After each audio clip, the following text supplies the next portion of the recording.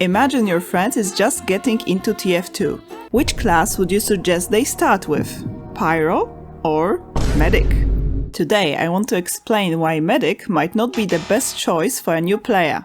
When you think about playing as a Medic, the first thing that might pop into your head is that it's an easy class to play. I mean, all you do is follow another player, right?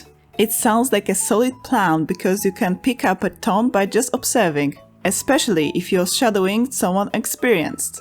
Certainly, I do believe in the value of learning through observation.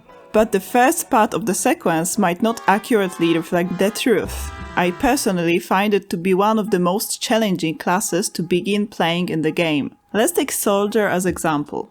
All you really have to do is attack. Just shoot rockets here and there and you're good to go. Beside that, you don't have any other significant responsibilities. So, if you started the game today, playing as a soldier is incredibly intuitive and requires very little demand from the team. You can freely move around with such flexibility. You can explore any side of the map you want, sightsee, advance forward or hang back. Overall, it provides you with a lot of freedom to learn and experiment. Unfortunately, when it comes to playing as a medic, it's the other way around. You have very little freedom to learn. Instead, you must master the art of survival. You need to excel at both defending yourself and knowing when to attack. It's not easy to outsmart someone who has the upper hand. Just imagine getting into a melee with a soldier, or even worse, a heavy. Targeting the medic as the first priority happens on a regular basis.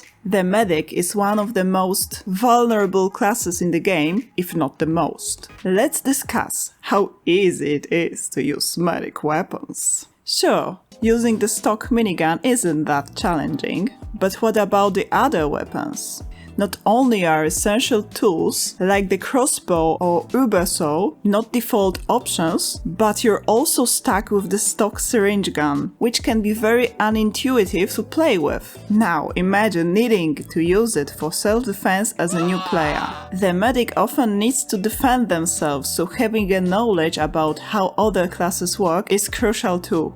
Sometimes I get the impression that I use the crossbow more frequently than the medigun because it can restore a significant amount of health to someone with just one shot. And overall, when I think about it, I find that I probably switch weapons most frequently when playing as a medic. In my opinion, those who recommend a medic as a beginner class, arguing that it's a simple because it heals and doesn't kill, are mistaken. Playing as a medic requires utilizing all three weapon slots effectively, not just attaching yourself to one heavy. I'm not only referring to how pro players should approach the game, but also how every medic should play in order to survive longer and actually enjoy the game. When you're a new player, you definitely don't want to be discouraged by the game you're just discovering, right? Another crucial aspect is that as a medic, you have to know the maps extremely well. Otherwise, you won't know where to flee when danger approaches. You can't always rely on someone being around to defend you. For instance, you might be following a soldier, and if they suddenly rocket jump away from you, you'll find yourself alone and vulnerable. In that case, you have to know which way to go, like which part of the map is a safe flank or which is the main road full of enemies. You also need to anticipate from which side someone might surprise you. Even if you're among a group of people as a medic, you have to know where not to go. For example, you might avoid areas where a sudden rush of enemies could overwhelm you. It's also important to know where the sniper or sentry spots are located. Being aware of these details can significantly improve your survival chances as a medic. Well, you might think now, okay, but understanding sniper spots and sentry placements is crucial knowledge for all the players. Well, yes, but the difference with the medic is that they need to survive to not drop Uber. It's a shame to waste a significant Uber charge build up, say around 70-80%, and then die. That's why survival is so crucial for medics. They need to be cautious to not drop Uber. And this brings us smoothly to the topic of the Ubercharge. For a new player, it can be challenging to know when and who to activate the Ubercharge on. It's often said in TF2 that the medic wins the game, and there is truth to that statement. The ability to effectively use the Ubercharge can completely shift the tide of the match. A skilled medic on the team can often achieve more than a proficient soldier. So, it's evident that playing medic is not an easy task. Trust me, it's far from being an easy class to start playing. If you're considering becoming a medic, it is important to think twice, because the difficulty of the class isn't the only reason I advise against starting as a medic. There's another reason as well. Hate. From my observations, if any hate is directed toward the players, it often targets the medic. It's a sad reality, but it's true. It's not surprising that there are so few medics. Many people simply get discouraged from the start. But where does this hate come from? The root of the issue often lies in new players picking medic as a starting class. When a medic doesn't fully grasp how the class operates or understand its responsibilities, they might struggle to know what to do in various situations. This lack of understanding can lead to frustration and contribute to the negative perceptions surrounding the medic class. Of course, I don't believe that TF2 is a game filled with toxic players. In fact, for the purposes of this guide, I spent several hours playing as both a new player medic and new player soldier. In the majority of the games, I found that people were very understanding and supportive.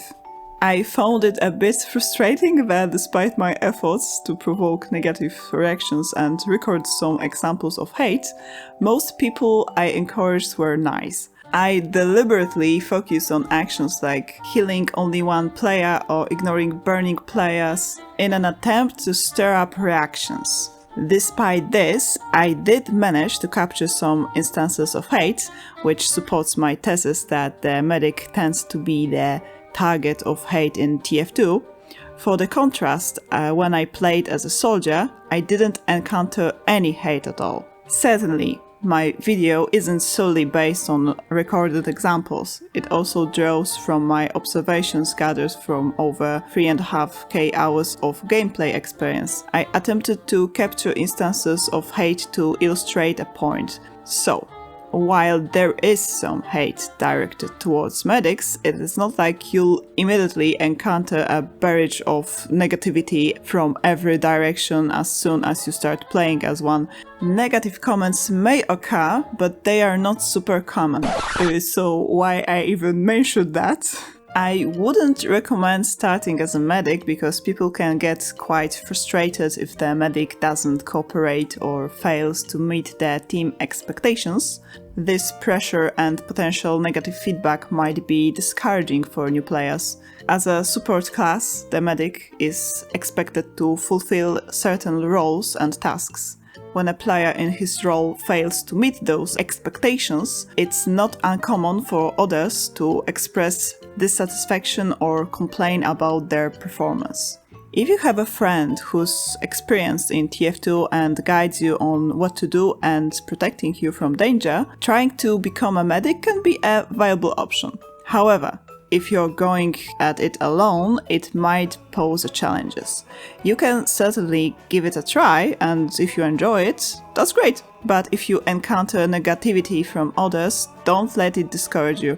In that case, starting as a soldier might be a better choice. Nobody will fault you for not killing enemies, especially in a game where tryhards are eager to take them for themselves. I haven't witnessed anyone expressing hate toward a soldier, except he was really good, but that's rather compliment than insult. In fact, playing as a support medic at the beginning can be an option too. As a support medic, you're not the primary medic responsible for dictating the team's strategy. Instead, you focus on healing or even overhealing other players, which can be a rewarding role in itself. But since there's usually a shortage of medics in the game, you'll often be the only one expected to provide Ubercharges and healing. So beware. Well, everything I've shared today is based on my personal experience. I'm curious about your opinion, so feel free to share your thoughts in the comments below. Do you have any other reasons why choosing medic at the beginning might be a bad or even a good idea? Let me know. Bye!